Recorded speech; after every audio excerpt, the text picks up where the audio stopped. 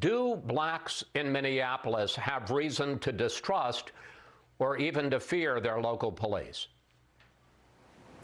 Sadly, yes. There is a history that has been repeated time and time again. I want to say that many officers are great people. I know so many of them. And I think the chief is an extraordinary person. And the mayor and the council deserve a lot of credit for appointing Mr. Arredondo. But it is an endemic problem in the Minneapolis Police Department.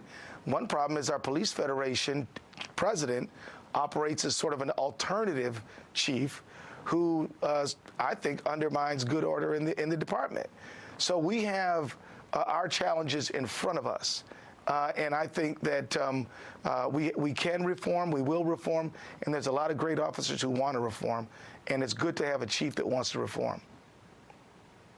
While you have been consistent in condemning the violence, on Friday you quoted Martin Luther King saying, "Riot is the way the unheard get heard." Are you suggesting that something good may come from the violence in the streets in Minneapolis this week? No, the violence really is a negative thing.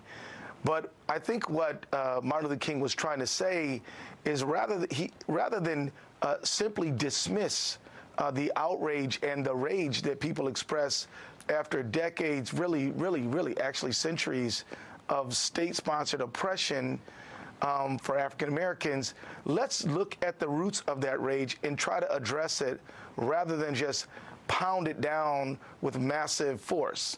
I mean, people are upset for a reason.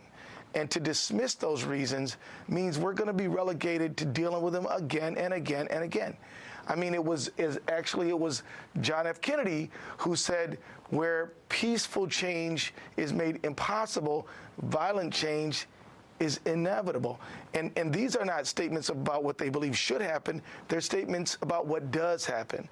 And so I think that's really what the spirit of the comment was.